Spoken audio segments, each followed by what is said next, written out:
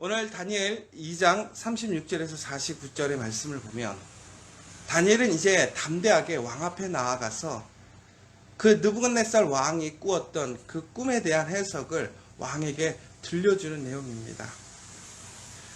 오늘 그 왕의 그 내용을 전체적으로 요약해서 보자면 많은 나라들이 그 제국을 형성하고 세계를 다스리는 왕이 된다라는 이야기인 것이지요. 어찌 보면 느부갓네살에게는 참 반갑지 않은 이야기인 것 같아요. 지금 느부갓네살을 나타내는 것, 그가 금머리라고 이야기되어지고 있습니다. 너무나 존귀하고 아름답고 머리가 된다는 것이 얼마나 좋습니까? 그런데 그의 제국이 길지 않다라는 것이지요. 오늘 나와 있는 다니엘의 이야기를 보자면 아무리 강력한 나라라도 그 나라에 운명이 있는 것이지요. 제한이 있는 거예요. 종국에는 나라들이 바뀌고 세상을 다스리는 힘이 바뀐다라는 것입니다. 세상에 이처럼 영원한 것은 없다라는 거예요. 힘도 능력도 재물도 영원한 것이 없습니다.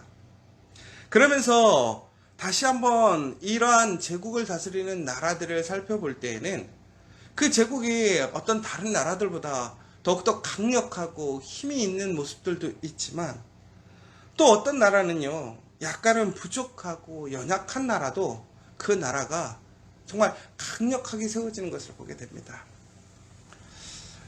로마서인 이야기를 보면 로마라는 나라에 대해서 평가를 할 때 이런 얘기가 있더라고요. 로마는 세계 최강의 나라, 모든 나라의 문화와 능력을 통합했던 아주 강력한 나라임에도 불구하고 로마의 어떠한 그런 사상은 그리스보다 못하고 또 로마의 부유함은 어떤 다른 나라보다 못하고 로마의 문화는 어떤 나라보다 못하고 이러한 글을 좀 보게 되었어요. 전국에 어떤 내용이었냐면 로마가요 세계에서 1등으로 내세울 만한 게 그 시대에 없었다라는 거예요. 로마보다 더 뛰어나고 더 잘하는 나라들이 한두 나라씩은 있었다라는 것이죠. 그런데 아이러니한 것은 뭐냐? 만년 2등인 것이죠. 로마가 어찌 보면. 그런 2등이 가장 강력한 나라, 가장 강력한 힘을 발휘했었습니다. 그 이유가 무엇이었을까? 그래서 이제 그 이유를 로마인 이야기에서는 이제 이야기를 하고 있는 것 같아요. 그런데 여러분, 이처럼 오늘 우리가 세상을 살아가 보면요, 우리가 인정해 줄 만한 사람이 능력을 갖고 일을 행하는 모습을 보기도 합니다. 그런데 어떻게 저 사람이 저런 자리에 올라갔을까? 어떻게 저렇게 능력을 발휘할 수 있을까? 라는 우리의 의구심이 있을 때도 있어요. 그러나 여러분 기억하셔야 될 것이 있어요. 무엇이냐? 우리가 세상적으로 탁월해야지만 세상에서 성공하고 능력을 발휘하는 것은 아니겠지요. 운도 있을 것이고 또 어떠한 계기가 있을 수도 있습니다. 그러나 가장 중요한 것은 바로 이처럼 우리가 보았을 때에 어떤 세상의 힘의 질서, 힘의 논리, 어떤 물질의 그러한 많고 적음으로 인하여 세상을 좌지우지하고 성공하는 것이 아니라는 사실을 우리는 경험을 통해서, 지혜를 통해서 압니다. 그렇다면 그 모든 것들이 단순히 우연일까요? 아니라는 것이죠. 그 모든 것을 주관하는 것에는 분명한 진리가 있습니다. 질서가 있습니다. 그것이 무엇이냐? 바로 하나님이 그 모든 것을 주관하시고 다스리시고 이끄시는 그 권세자라는 사실입니다. 결국은 하나님께서 힘이 있는 자를 세우시기도 하고 힘이 없는 자를 세우시기도 합니다. 그러나 여러분, 여기서 중요한 것은 누가 힘 있는 자냐라는 것이지요. 태생으로 무엇인가 강력한 힘을 갖는 것, 지혜로움을 갖는 것은 결국은 그가 가지는 그만의 탁월함이 아니라 바로 하나님께서 그 나라와 그 민족, 그 사람에게 허락하신 것이지요. 그러나 반대로 우리가 세상적으로 봤을 때는 그러한 능력과 힘이 없을지라도 하나님께서 그 사람, 그 나라를 사용하시면 전국에는 그 나라가, 그 사람이 가장 강력하고 능력 있는 사람, 권세 있는 사람이 된다는 사실입니다. 여러분, 우리가 세상을 살아가면서 아마 세상에서 우리가 성공하고 풍요롭고 흔히 얘기해서 잘 살려면 세상에서 이야기하는 대로 갖춰야 되겠지만 우리는 그럼에도 불구하고 이 세상에서 우리가 담대하게 또 당당하게 살아갈 수 있는 이유가 무엇입니까? 바로 그 모든 것을 주관하시는 하나님이 우리의 아버지 되시고 우리의 능력 되시기 때문에 그렇습니다. 오늘 말씀의 마지막 부분을 보시면요, 다니엘 앞에 느부갓네살 왕이 무릎을 꿇는 모습을 보게 됩니다. 여러분, 모든 사람을 죽일 수 있고 살릴 수 있는 그 능력이 왕에게 있어요. 그 모든 나라의 재산, 그 나라에서 못할 일이 없는 그 왕이 무릎을 꿇었다라는 거예요. 일반적으로 왕이 무릎을 꿇는 경우는 딱 한 경우밖에 없습니다. 두 경우 정도 되겠죠. 우선 자기들이 섬기는 신, 그러니까 사람이 아닌 신에게 무릎을 꿇는 경우인 것이죠. 아니면 그 나라가 망해서 다른 나라 왕에게 패배를 인정할 때 무릎을 꿇는 것입니다.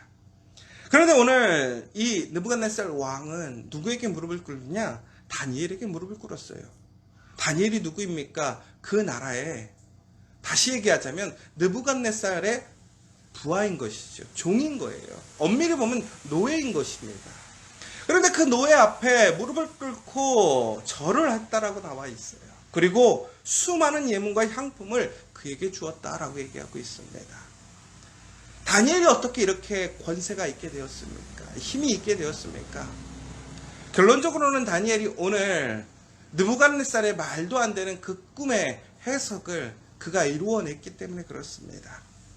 그러나 단순히 그가 인간의 탁월함을 가졌다면 아마도 느부갓네살은 그에게 이처럼 엎드려서 그를 경배하지 않았을 거예요.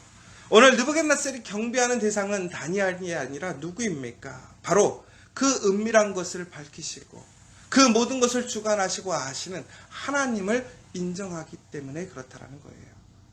여러분, 우리가 정말 세상에서 살아가려면 힘이 필요합니다. 권세가 있어야 돼요. 능력이 있어야 돼요. 그러나 우리가 우리 스스로를 살펴보면 참 우리가 부족하지 않습니까? 항상 부족함을 느끼지 않습니까? 그럼에도 불구하고 우리가 오늘 정말로 담대하게 다시 살아갈 수 있는 이유가 무엇입니까? 바로 하나님께서 우리의 힘이 되시고 우리와 동행하시기 때문에 그렇습니다. 우리는 연약하나 하나님은 강하십니다. 우리는 아무런 권세의 능력이 없으나 하나님께는 바로 그 권세가 있는 것이지요. 중국에는 그리스도인들이 살아가면서 세상 가운데서 그리스도인의 능력을 행한다는 것, 힘을 나타낸다라고 하는 것은 우리가 속된 말로 세상의 권력을 잡거나 정치적으로 우리의 어떤 힘을 이용하는 것이 아니라는 거예요. 그래서 우리가 요즘 착각하는 것이 하나 있는 것 같아요. 뭐냐? 우리 기독교인들이 세상적인 방식으로 세상 사람들에게 힘을 발휘하려고 하는 모습이 있습니다. 그러나 그리스도인들은 결코 세상과 동일한 모습으로 우리의 권위를, 우리의 힘을 나타내지 않습니다. 왜 그렇습니까? 우리의 힘의 근원은 하나님이십니다. 우리가 우리의 힘으로 사람들을 억누르거나 제압하는 것이 아니라 그 하나님의 그 놀라운 능력이 우리와 함께할 때 우리가 주장하지 않아도, 우리가 나타내지 않아도 우리 가운데 그 하나님의 영적인 능력이 세워지는 것이지요. 그런데 요즘 우리의 문제는 무엇입니까? 우리의 그런 권위가 없어지는 거예요. 능력이 없어지는 거예요. 사랑하는 여러분, 우리가 진정으로 이 땅에서 오늘 살아가면서 우리가 회복해야 될 것이 무엇이냐? 바로 이 영적 권위라는 것이죠. 능력이라는 것이죠.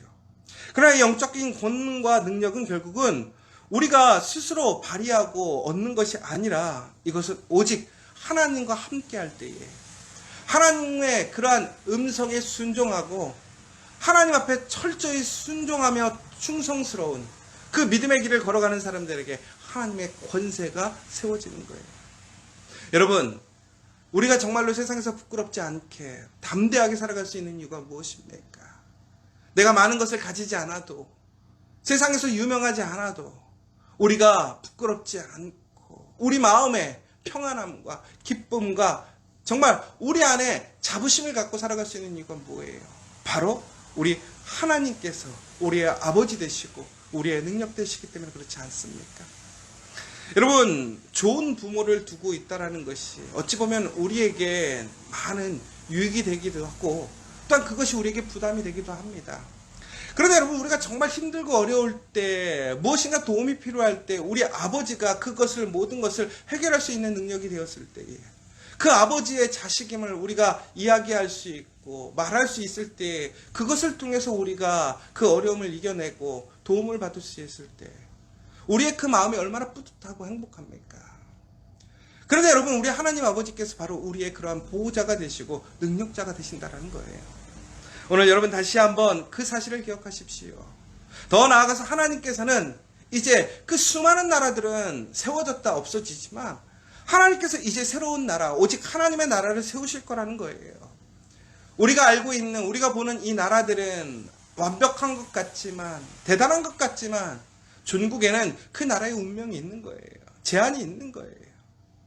그러나 결국에는 하나님께서 하나님의 나라를 세우실 것인데 이것은 영원히 망하지도 아니할 것이고 그 국권이 다른 백성에게 돌아가지도 아니할 것이고 도리어 이 모든 나라를 쳐서 멸망시키고 영원히 설 나라를 하나님께서 세우시겠다라는 거예요. 바로 그 나라가 우리가 거해야 할 나라인 것이고 바로 우리가 그 나라의 시민이고 그 나라의 백성인 것을 여러분 기억하십시오. 여러분, 정말 가장 강력한 나라의 백성, 왕뿐만이 아니라 그 나라 사람들은 세계 어디 나라를 가도 무시당하지 않습니다. 담대합니다. 왜 그렇습니까? 바로 그 나라의 주민이고 백성이기 때문에 그렇습니다. 그 나라의 보호를 받기 때문에 그렇습니다. 여러분, 세상에 많은 나라가 있지만 그 나라들은 아무것도 아닙니다. 오직 하나님께서 세우실 그 나라, 그 나라의 백성이 될 때에 우리에게는 진정으로 하나님의 영광과 능력이 임하는 거예요. 그런데 오늘 우리가 그 은혜를 입었다라는 거예요. 여러분들이 바로 그 하나님의 나라, 하나님의 백성인 것을 믿으십니까? 오늘 여러분 그 사실을 믿으신다면 다시 한번 그 하나님을 신뢰하고 믿으십시오. 하나님께서 우리를 끝까지 지키시고 보호하시고 인도하심을 기억하시기 바랍니다.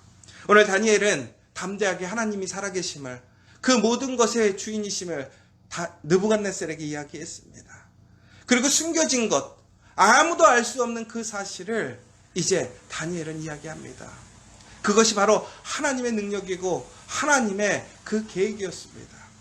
오늘 이 시간 다시 한번 철저히 우리 그 하나님을 신뢰하고 하나님을 믿으며 하나님을 의지하여 나아가는 저 여러분 되시기를 간절히 소망합니다.